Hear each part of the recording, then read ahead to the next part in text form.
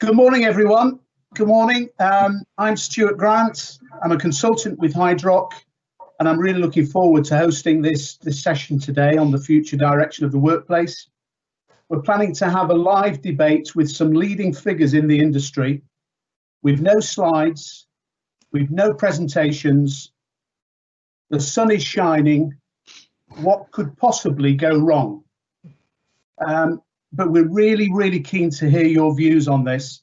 So please do get involved, post your questions as we go along, and we'll pick up on these later in the session. Please let us have your name and your company details as well, so we know who we're talking to. So come on, don't be shy. To just set some context, I'm sure we're all agreed that this extraordinary and this tragic pandemic will have far-reaching effects on the built environment in its widest sense. But in today's session, we're focusing on the office market sector, the workplace, and importantly, beyond the immediate challenges of returning to work. There's obviously a parallel shift in thinking about the design, the use and requirements of other space too, education, retail, leisure, all forms of residential, but our sole focus for debate is the office sector. And in itself, of course, the office takes many forms, so the impact on future need will vary greatly.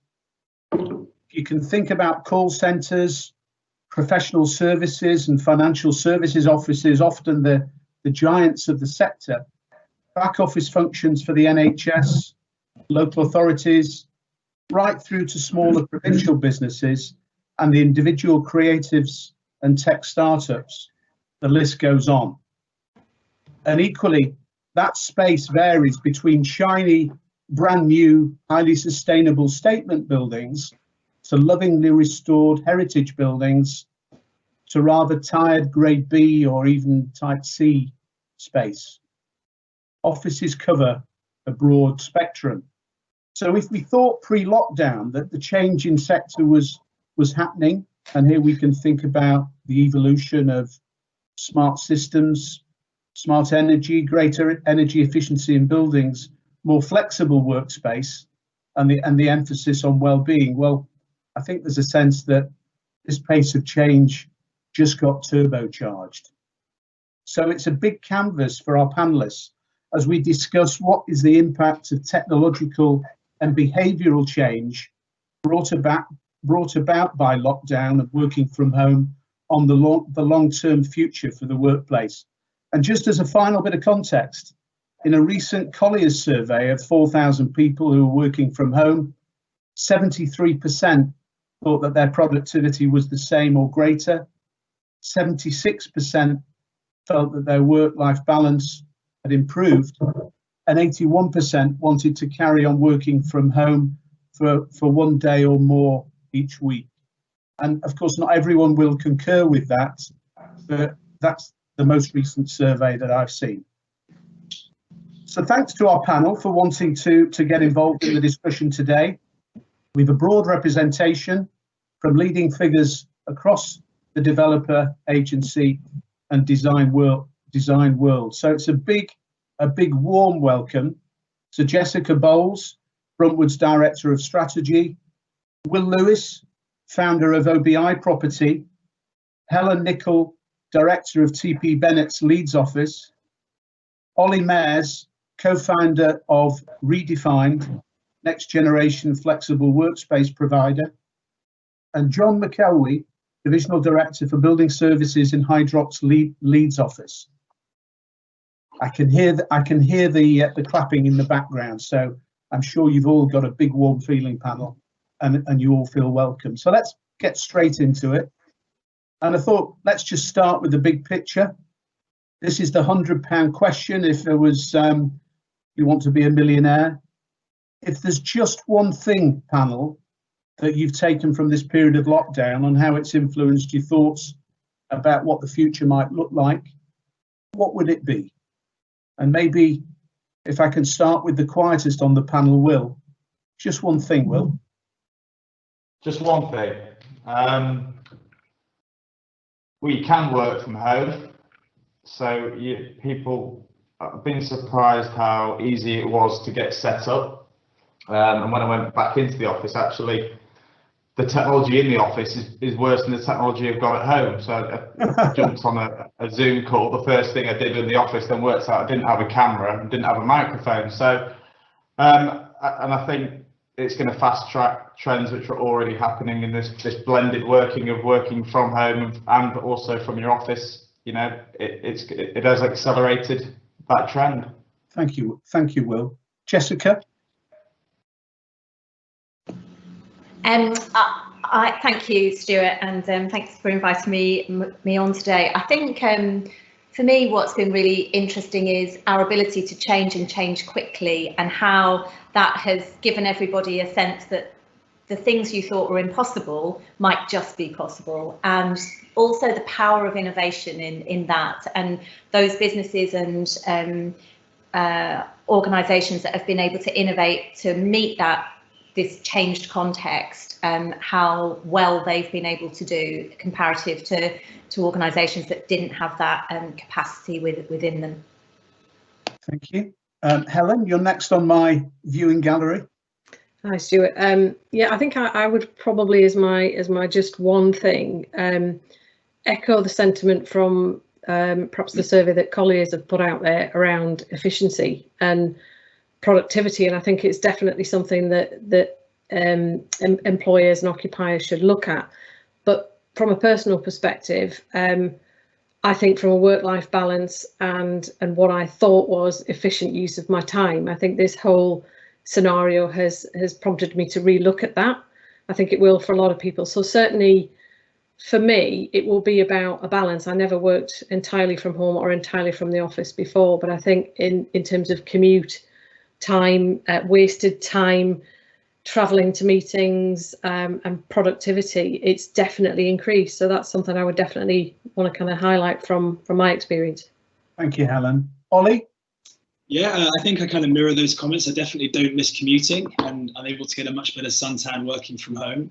But I do really miss, the one thing that I take away is that I do miss the buzz and the kind of collaboration that you get from working with other people. And it's just something that you just can't quite replicate by using Teams and Zoom. So it's something that I'm looking forward to getting back. Yeah, good point. And last but certainly not least, Pilot John. Hi, Stuart. Yeah, I'm going to echo what Ollie said, actually. I think that the one thing I would take from this is that the work part of the work-life balance actually is probably, I've realised just how much I appreciate that. And what I've missed, whilst I think, you know, Zoom, Teams, video, not unnecessarily travelling to meetings is a positive that's come out of this. I think that that interaction with other, you know, professionals, other design team colleagues, and just people at work is very important, and I'm going to value that more, I think, in the future. Thank you, John. Thank you, John. Just sort of moving on then, just sort of take it on to the next level. Given the impact of the pandemic, and tragic a lot of it is, but the impact on behavioural change and the way people have been using the office has changed overnight. Are we looking at the end of the traditional workplace? Jessica.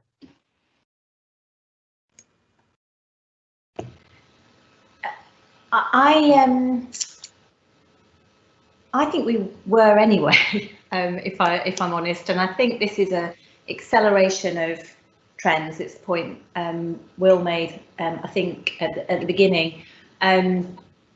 So, and I think we're entering into a couple of different phases. So there will be this sort of period as we go back to the office where you need to be socially distanced, where you can't meet in the way that you normally would. Your collaboration will have to be more carefully controlled so that you're creating social distance and you're able to use spaces safely. But I don't think that's, you know, that won't last forever, and we will move into a new phase. And I think that really raises the question, what's the office for? And I've been asking that question quite hard within our business, and as you would imagine, and of myself, you know, what do I want an office for? Because to go and sit at a desk that's comfortable, that's quiet, that doesn't have the distractions around it. That has a particular role. But that sense of what I really want it for are the points other people have made this morning already about having an energetic conversation, being able to debate ideas, being able to see other people, understand how they're really feeling about things, have chance encounters. And so I think that the office will go through a number of phases, but I don't think the office is dead, because tempting as it is, we were elated to be able to work remotely and to be on a video call day one, and then all the tech works, and sometimes better than in the office. But that doesn't last. But that's really hard work long term, and you lose an awful lot around culture and collaboration and a sense of shared endeavour and shared purpose, sat on your Zoom calls in your own homes. Yeah, okay, that's good. And it sort of just moving it on then, because I think with the acceptance that a lot of us are going to be working from home, and I'm speaking to you today from the Coldy office of almost one of 500 Hvac offices at the moment, which is where we currently are. So I think there's a general acceptance that our office is wherever we are. But almost with that acceptance, will we need as much office space as before? Because that's a real quandary for developers, for landlords. We've got heaps of office space on the hands, and then your customer base has just changed. Will, what's your thoughts on, will we need as much office space?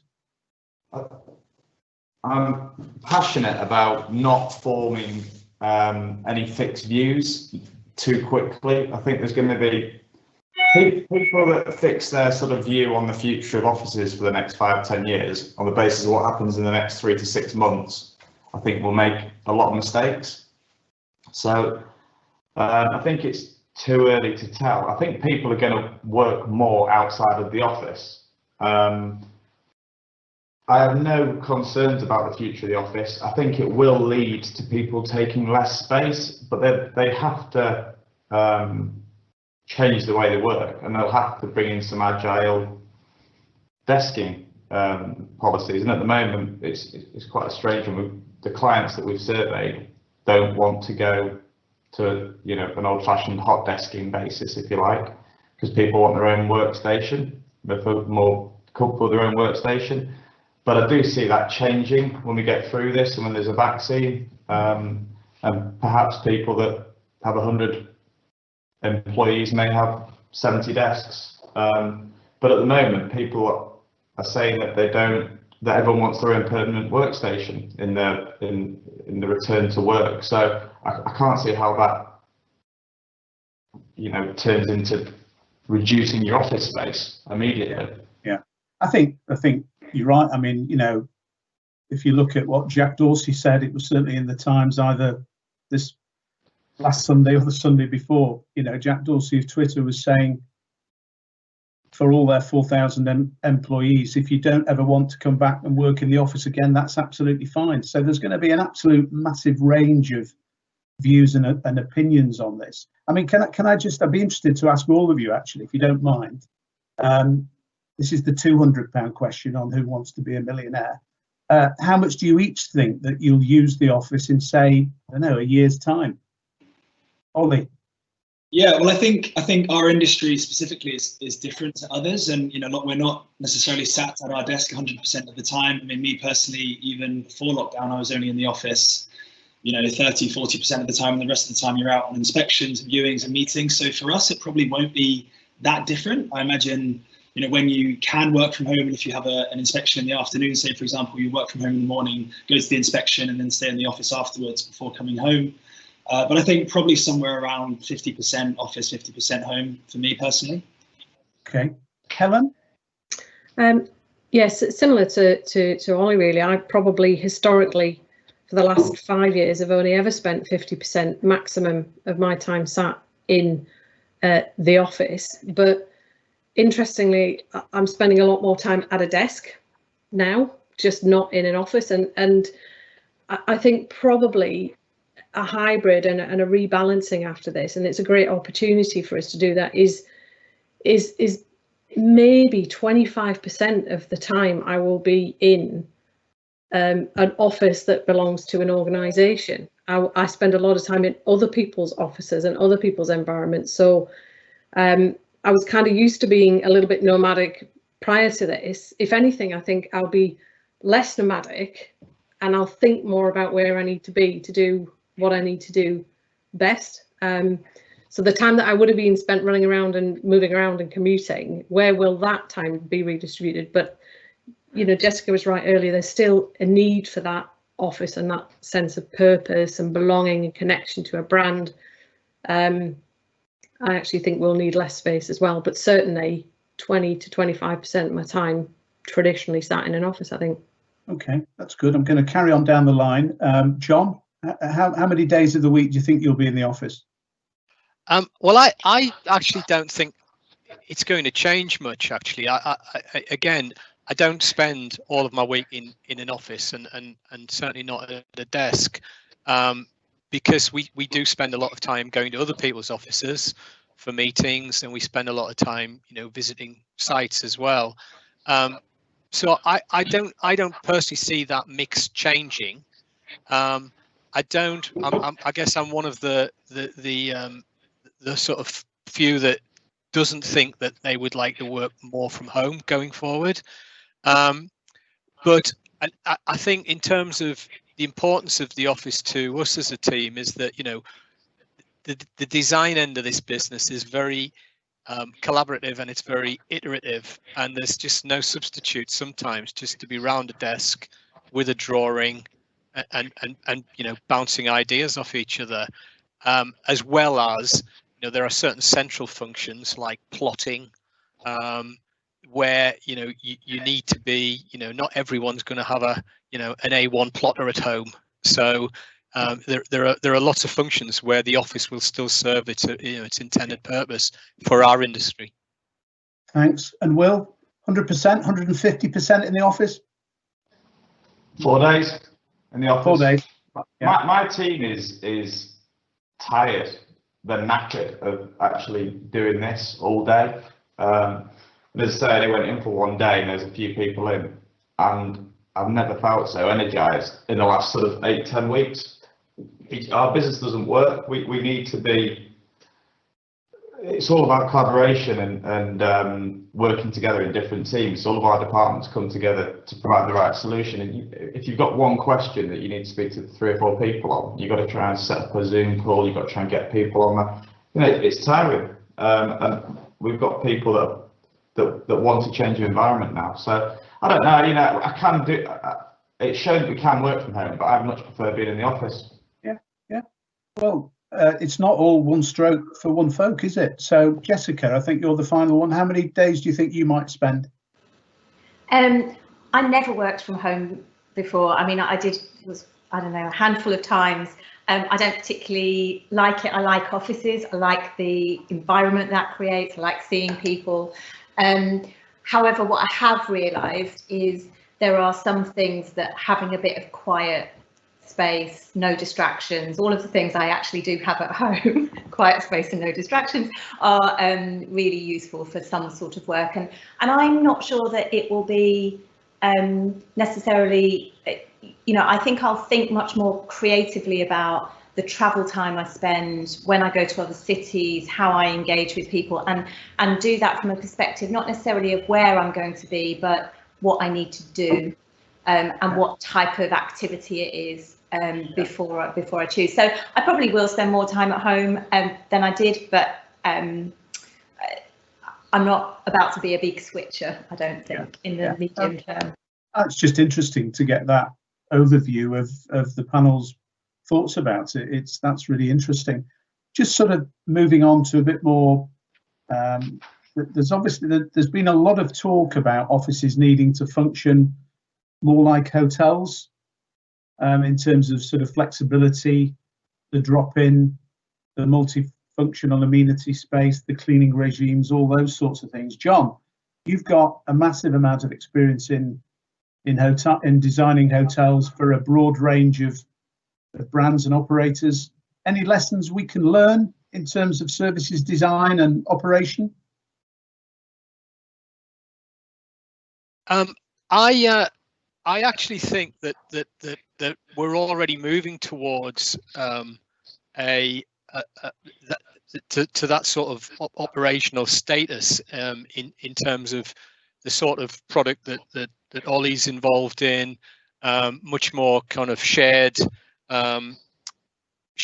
facilities, concierge type facilities. So and I think the movement towards smarter buildings, wearable technology, wayfinding apps, having access control on your phone, which mirrors, the way hotels are moving towards remote. You can now check into a hotel on your way to the hotel from your phone. Your QR code is your room key. So I think that the two sectors are starting to merge anyway. I think possibly one thing that we are going to see from the hotel world being more prevalent in the office world is just the quality of level of hygiene and the speed at which certainly say bookable meeting rooms are going to be cleaned between different clients using them. So I think you're going to start to see a lot more hotel operational practices being put into that office offer. Yeah. Okay. And just you made reference to Ollie there, because obviously there's been an explosion in flexible office formats and operators in the last few years. So there's a big impact on them with what's happening. And I'm just wondering if it's time for version 2 of the new collaborative space. Ollie, I think you set, if I'm right, you set your business up redefined in January this year. I mean, did you know something then that we didn't know? Because that name seems an extremely appropriate name for the now. Tell us a bit about what your business is. Yeah, sure. Yeah, so just a quick alteration from the beginning. It was, you said a workspace provider, but we're not provider, we're a consultancy advisor.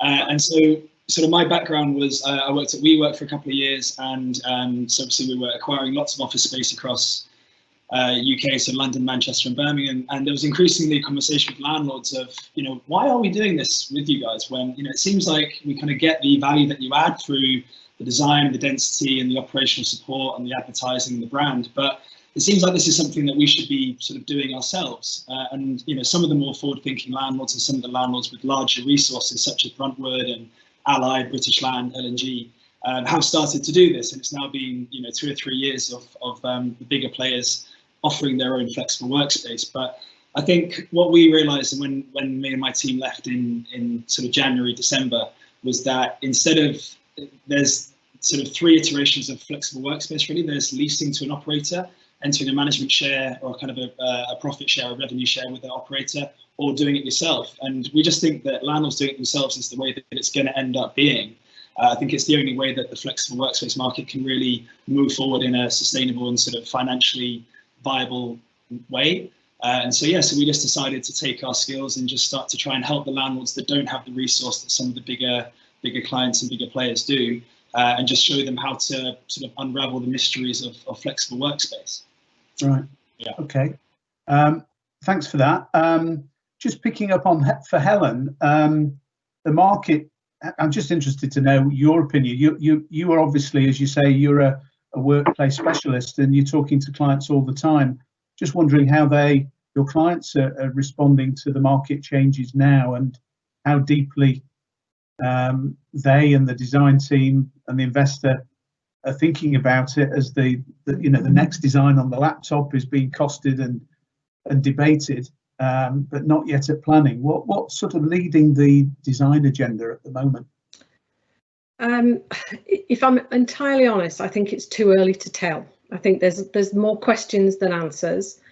There's not enough tangible data, but there's a lot going on. I think Tim kind of referenced it earlier as well, in the sense of not wanting to jump in with both feet too soon. I think it would be a mistake. I've got a mixture of clients, and I think it's a really kind of good example to sort of share both in terms of size of organisation, the complexity of organisations and what they provide, different sectors, so right the way through to kind of universities, higher education. But I think most of them are taking the time to, whilst pulling together plans about kind of easing back in and bringing a small number of colleagues back into the workplace, they are taking the time to properly consider what the future looks like and what the opportunities are, if you can call them that, you know, coming out of something which has been really dreadful. And it will be phased. There will be a sense of, we have to do something in the immediacy, which is a direct response to social distancing, and in all honesty, it's kind of getting people back in the space, but much reduced and still not with the ability to collaborate in the way that they did. That will ease. And I think people are talking to me about repurposing their own assets for different things that sit within their own organisation. So, for example, without kind of talking about specific clients, the space that was originally all used as kind of head office or kind of typical office, traditional office space, being repurposed to actually offer some customer facing services, and thus reducing the assets, you know, wider contingent of buildings. But some that are kind of saying, well, do we just need more of a hub? And I think none of this is new. There are lots of organisations out there that were already doing this. It's a bit like the technology that we're all using that we didn't use. It's been there for quite some time. We've all adapted incredibly quickly, and that's the nature of human beings. But the one overriding theme, I think, for me, is that office space, brand, a connection to the values of the organisation you work with are really, really important. And we are social beings. Yeah, we'll never ever work completely remotely. I've conducted hundreds of thousands of surveys over the last 15 years, and nobody's ever said to me, I just like working completely on my own, I want to be remote. It's not a natural instinct. So I think in terms of how it looks, it's way too early to tell. The one thing I am getting a sense of, though, is that there may be a requirement for less physical space, but not to the same extent that there'll be a drop in occupation of that space. So occupational density and utilisation, I think, is going to take a big shift. For some organisations, that variety of choice and control in terms of where you work was already there, but it was really tentative. And I think management styles and the way that kind of culturally businesses work, they were really afraid of that. And I think now they're going to be pushed into considering that more. So all of the offerings that exist on the marketplace and the new offers, I mean, that my office is where my IT is, and that might be in a coffee shop or on a train. You know, it's ultimate flexibility, I think, that some businesses need, but it is about the role and the type of organisation and what they're providing as well. Thanks, Helen. I'm just going to bring Jessica back in because, I mean, Jessica, when Bruntwood started all those years ago, it was obviously primarily known for offices in the workplace, but of course since then you've grown into a developer in your own right, a partner for local authorities and other organisations in the sort of design, the delivery, the implementation of a broad range of retail and educational, all sorts of sectors. So you're already a multi-use, diverse use, mixed use, call it what you will, operator. How are you seeing your challenge in terms of the existing building stock that you've got, and how you're going to be able to reconfigure and repurpose that as individual operators or your clients, your customers' needs change?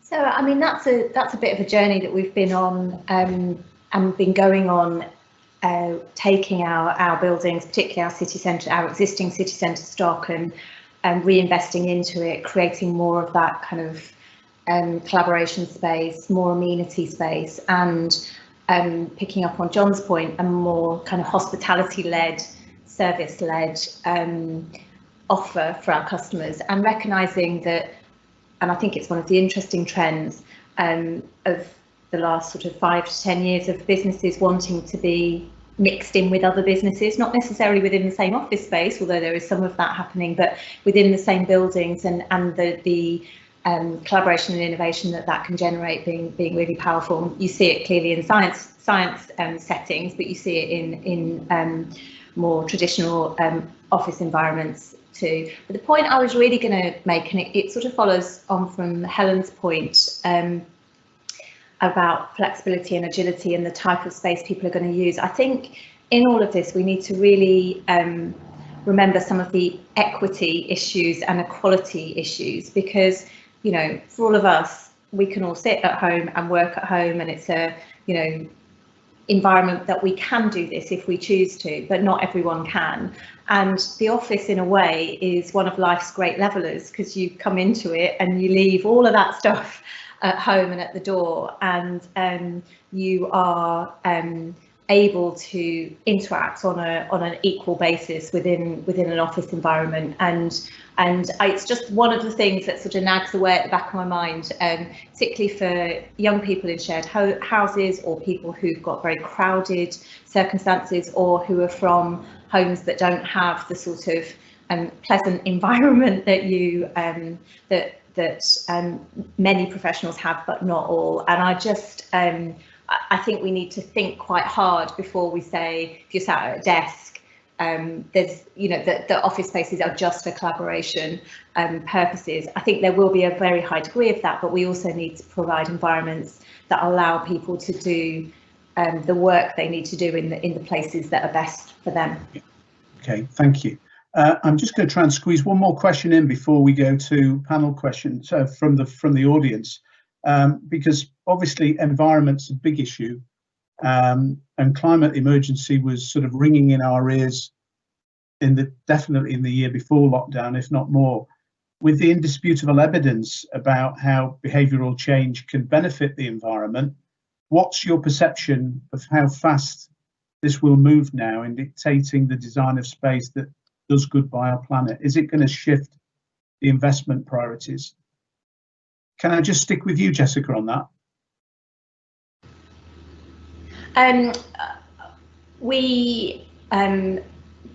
We think this is still critically important, and will still be continued to invest in reducing the environmental footprint of our buildings and spaces, and it's a collective effort we all need to be embarked on. And there's a lot of interesting stuff at the moment around urging governments to continue to invest green rather than investing in fossil fuels and then having to reinvest later on to decarbonise the grid and the like. So from that very top, how does government choose to kickstart the recovery, through to what we're doing in our own buildings, it's really critical that we all we will make the right choices around low carbon, because if we think the pandemic has had a dreadful impact on our lives and lifestyles, climate change and rises in global temperature are going to be off the scale in comparison. Okay, thank you. Anybody else on the panel have a view on that? Ollie, would you like to say something? Yeah, sure. I just wanted to add something. I completely agree with all of Jessica's points, just around the sort of fitting out of space, and something that we're obviously encouraging is landlords to fit out space ready for tenants to occupy. And I think the environmental impact in the past of landlords giving tenants space in a Cat A condition, and then the tenants moving in, doing their own full fit out, flooring, M&E, HVAC systems, kitchens, everything, and then throwing that away at the end of the lease and then starting that again. That's going to become even more intensified by the kind of trend of shorter leases. So if you've now, over a 10-year period, got 3 tenants in your office space, each of them, you know, bringing in their entire new fit out from scratch, the environmental impact of that is really bad. So I think it's important for landlords to think about ways to sort of not do a full fit out, but perhaps instead of just giving a tenant space in a kind of Cat A, you know, clean floor and clean ceiling condition, giving it to them somewhere between there and a full Cat B, so that they can then reuse parts of that, so especially the MEP and the HVAC systems. I think that's a good way to move forward. Thank you. I'm actually going to move us on because time marches really quickly. I'm going to move on to some questions from the audience now. Thank you very much. We've had a number. Try and get through a few. First question from Leighton Williams: Is social distancing possible in a work environment? Who would like to answer that one? Helen, thank you.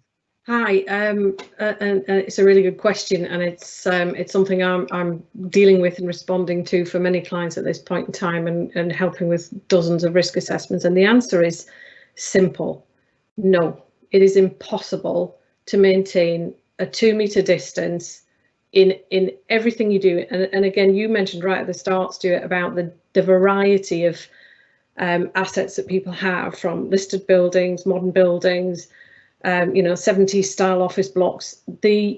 Many of them don't have a corridor that's big enough, for a wheelchair in some cases. Some of the residential buildings I go in, old halls of residence, they aren't even now up to the standards that we would build to. There has to be an element of take the pressure off from an occupational density perspective. That helps to start with, and an element of behavioural change and common sense. So there will be, certainly across other parts of Europe, they've reduced that to a 1 metre distance already, as opposed to 2.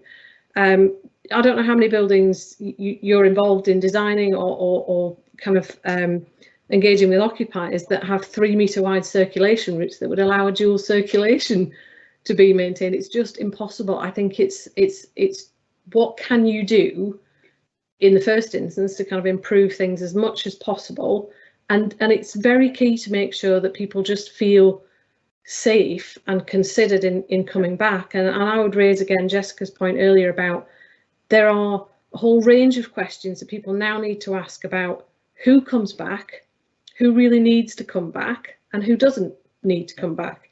Yeah. That will help. But the 2 metre thing is, where possible, but my view is no, it isn't possible to maintain. Thank you, Helen. Just moving on, this is a question from Richard Smith. I think that's Richard Smith of the BBC. Hi, Richard. To what extent, I was just about to read that. It's gone off my screen. It was all to do with to what extent will long-term leases that people are locked into affect their ability to deal with flexible space? If you're locked into long-term leases, how on earth can you deal with that in the short term? Will? Well, you can't. You're stuck. Okay. You're in a contract. So, I mean, if you're in the middle of a 15-year lease, the only option for you to do if you want to offload some space or change significantly is to either sublet space, or if you're on individual leases to assign them. You're not going to get landlords wanting to take the space back. So it's the alienation provisions in the lease, I'm afraid. Yeah. Okay. Here's a good question from Subra of the Chamber. Hi, Subra. I think there are some assumptions here about the quality of working spaces people expect to have. Given instances of people working from kitchen desks or bedrooms, younger professionals in flat shares may not have high quality working spaces at home. They would want to get back to the office. Really, really important point. I'm glad you brought it up. How is that going to have an influence in terms of the ability of people to work from home? Is that going to drive the residential agenda for minimum space standards? Anybody got any views on that? Ollie? Yeah, no, I definitely, I think it's a really important thing. And, so I'm still just in my 20s, and all of my friends are desperate to get back to the office. I think there's also another thing which we haven't really brought up, which is related to it, but it's with when you're actually in the space, there's also a sort of age factor to think about. And, when you're a graduate coming into a new company, you need to be learning from the directors and the associate directors and the other senior figures around you. And vice versa, and the directors kind of benefit from the energy and the new ideas coming from the new intakes.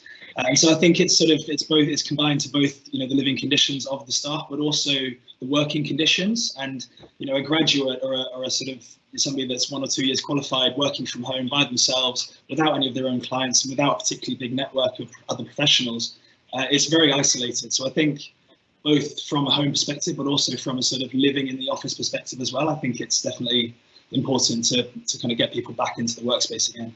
Yeah, thank you, Ollie. And here's a question from Andy Bailey of Pool Dick. Morning, Andy. Given that people have experienced a different way of working, does the panel think the working day will become longer? And that For instance, email traffic starting at 5 a.m. Well, I know it does for you already, Andy, and continuing until late evening, including weekends, as we work around personal circumstances and embrace this new work-life balance. Anybody want to pick up on that one? Jessica, thank you. I think this is a really interesting question. And what I think is quite a typical experience, I've talked to a lot of people in our business, is that we're working harder than ever, and finding the separation between work and not work is really challenging when you're at home.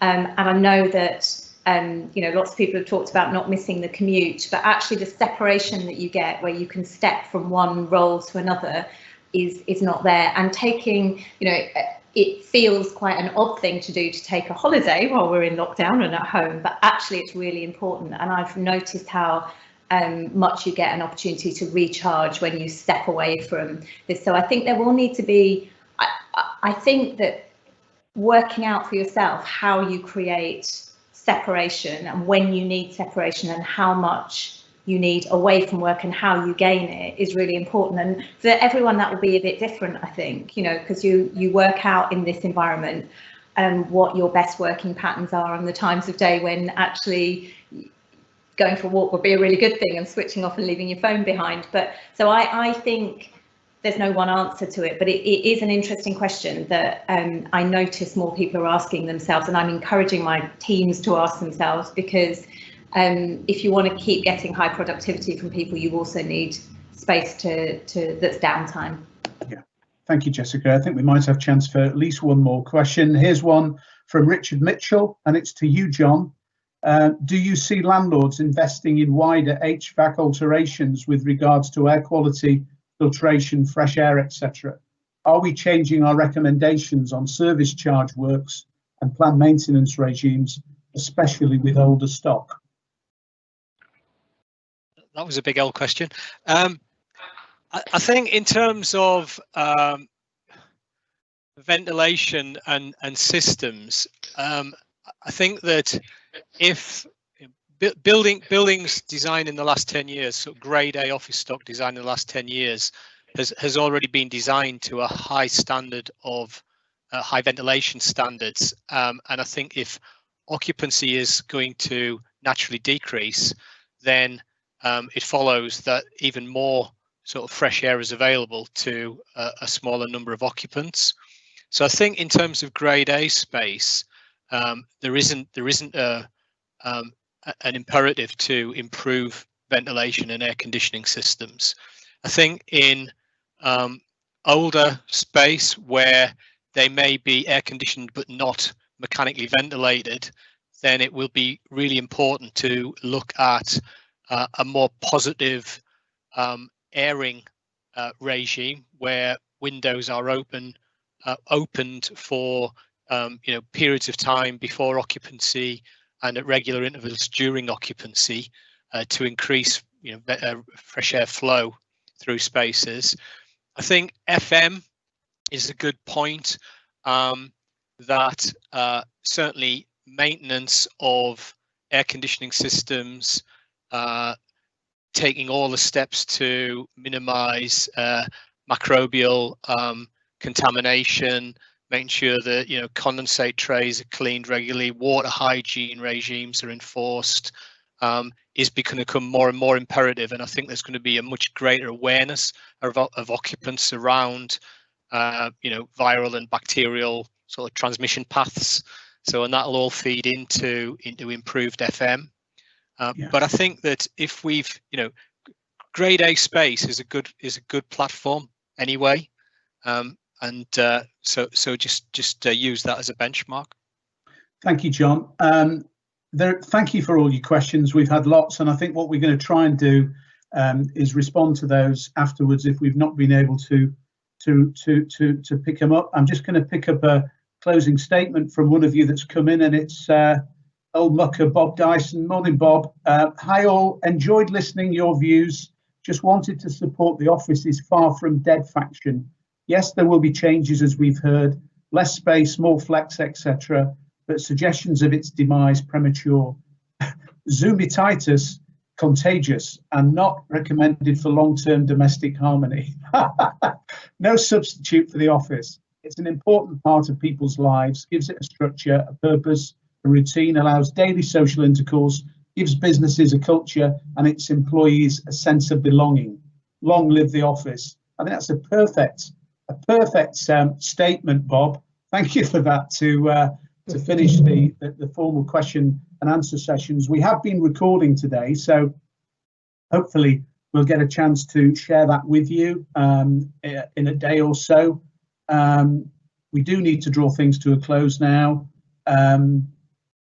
Just wanted to say again, thank you to our panelists, to Jessica, to Helen, to Will, to Ollie, and to John. Thank you for your time and your views.